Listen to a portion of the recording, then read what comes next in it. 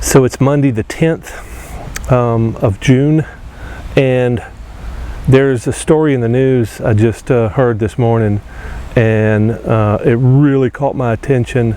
And the more I started thinking about it, the more I started thinking that I needed to share my story in addition to letting everybody know what's going on in the news right now. So what I want to do is first tell the story from what I understand currently, and then I want to tell you why I think this story is important for anybody that rides a motorcycle. I know a lot of folks that watch this channel may not ride a motorcycle, but a lot of them are adventurers. There's a lot of campers, there's a lot of travelers, there's all kinds of folks that watch this channel, so I thought this was important. It's something I've never really talked about much. I blogged about it a few years back when I first started doing the thing that I'm going to tell you about. So I want to tell you the story, and the story is a journalist and motorcyclist named Davey Johnson is missing. He's been missing since Wednesday, 5 days ago. He picked up a motorcycle to do a story on the motorcycle. I think he was doing a review. He works for Car and Driver. He's an editor and a journalist, and he drives cars and rides motorcycles and does reviews and writes other stuff for Car and Driver and I think other publications. But he picked up a motorcycle in Las Vegas and drove back to California, and has been driving for quite some time, I think several days. And the last time anybody heard from him was the 5th of last week. And so the guy went missing. They found his motorcycle close to where he had sent his last text, and I think he actually sent a picture. But I want to read the story to you, and then I want to tell you why I think this story is important for adventurers like me and a few of you, and anybody that's thinking about going out in the wilderness or out by themselves on an adventure, on a motorcycle ride, hiking. But I want to talk about that after I read the story. So I want to read the story that I got off of Car and Driver. And the story begins, and they're talking about their editor. So the story begins: veteran automotive journalist and Car and Driver contributor Davey G. Johnson has been missing since Wednesday, June 5th, after he rode through the Sonora Pass in Northern California. He was last heard from at 8:30 a.m. when he texted a friend to say he was sitting near a creek en route home. Just after midnight Saturday, the motorcycle Davey was riding was found parked on its kickstand by a rest stop on California Route 49 near Mollicone Hill, with his helmet resting on top and his gloves folded neatly inside. Quote, "I just really hope he's alive, because thinking about the alternative yesterday was, I don't even have words for it," end quote, said his girlfriend, fellow journalist Jacqueline Trope, who last heard from Johnson at 2 a.m. Pacific time on Wednesday. I was completely, quote, "I was completely gutted and would still feel that way if they hadn't found the bike," end quote.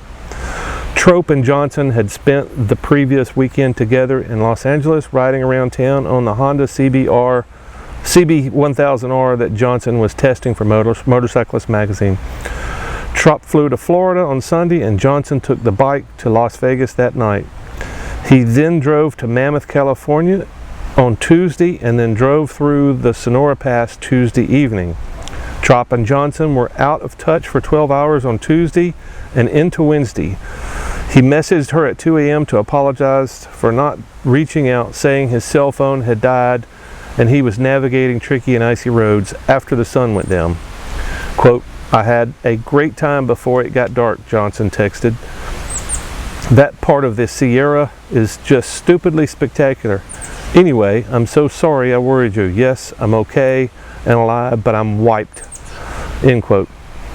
Around 8:30 a.m. Pacific time on Wednesday, Johnson sent a friend pictures of a stream that he was sitting near and said he was on his way home. He did not describe the location of the creek. Police began searching for Johnson on Saturday morning, 72 hours after his phone last pinged a cell tower in Amador County. Trop said it was difficult to get police to take her missing person report seriously at first, and that it took close to 8 hours to convince them to trace his cell phone. Quote, "I hope he's figured out how to stay alive," Trop said. It's been 72 hours since he was last heard from. I think people can survive that, even if he was lost by a river. End quote. Anyone with information should contact the Calaveras County Sheriff Office. So that's the story. Apparently, his motorcycle was found either at the place he texted the picture of the creek that he was sitting next to, or very close. The details are hazy. I get different details from everybody else. I wanted to read the article to you because I'm not a reporter. I'm not really reporting news, but I wanted to bring you up to date with the news so I could tell the next story. And the next story is this, what I did in 2015. I started riding this machine in some terribly remote places of the parts of the country, and I would load it in that bus or the previous bus, and I would ride all over the country in the most remote places that we have in America. And I started to become concerned that I might get in trouble. I might fall off my bike and break my leg, which I have done before. I have crashed my motorcycle in the middle of nowhere, and the motorcycle be upside down on top of me, pinning me into the bike. That's happened 2 or 3 times. Luckily, most of the time that happens, I'm riding a machine that's light enough I can get it from on top of me. But it's a concern. The last time I broke my leg on a motorcycle, I couldn't have crawled out. I couldn't have crawled 100 yards. If I didn't have friends with me, I would have been in real trouble. So with this idea, I started researching the best options for emergency beacons, and I was familiar with the Spot. I'm not trying to sell these things. In fact, I don't even think the Spot is the best solution, but it's one of many solutions, and I'll list a couple more down below, some of the things that I like even better. But they're options for people that go out in the woods and get in trouble, or if you get in trouble, you get knocked out. You know, I could speculate on what happened to Davey Johnson. I'd rather not, but I have a lot of things in my mind that could have happened. I always fasten this thing to my motorcycle, but you can clip this onto your backpack. You can wear it on your belt. There's all kinds of things you can do with these devices. But the big thing is, if you're in trouble or you're missing like Davey Johnson is, maybe he's got a broken leg, maybe he can't get out of where he's at. But if he had something like this on himself, maybe he'd be in better shape. Like I was saying before the rain came in, I'm not trying to sell these things, but I do think that a lot of people need a device like this. I think simply an app, a tracker app on your phone would suffice most times. At least people will know where your last position was, maybe before you lost your signal or something like that. Especially, you know, I got it for two. I got my Spot tracker for 2 reasons. One, I didn't want to die of dehydration or bleeding out in the middle of nowhere.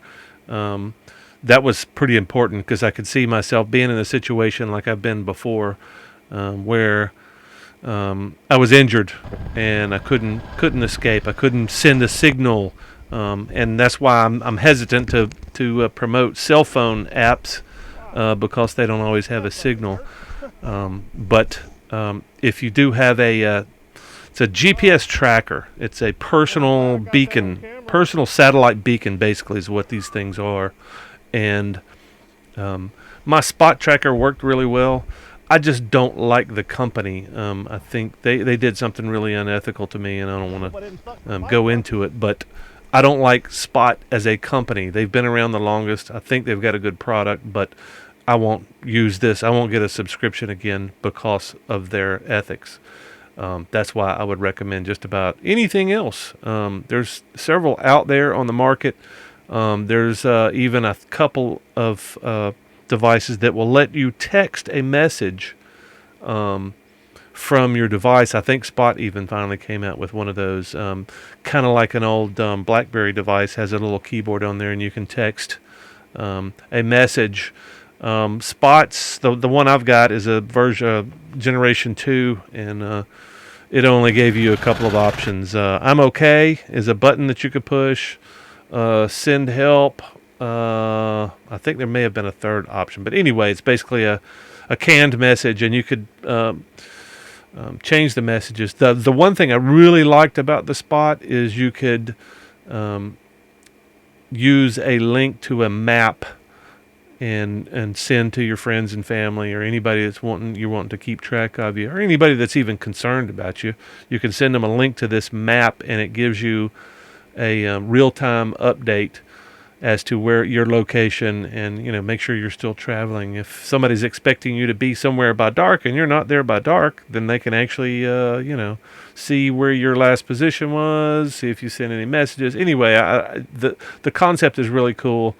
I think most of these plans are $100+ a year, but I really like being able to communicate, not just my position and a yay or nay, I'm alive or I'm dead or I'm dying. I would much rather be able to send a text, so that would be a good option for you. And the main thing is, this is a replacement for cell phone apps. The cell phone app that I use to keep track of my mother with failing health and and sometimes a failing mind. We've got a free app that we use to keep track of her, and she can keep track of us too. And it's pretty nice to be able to do something with your phone, as long as she remembers to take her phone when she travels. Anyway, lots of options. I just think this is really important for you to give it some thought. If you are an adventurer like me, if you even go hiking.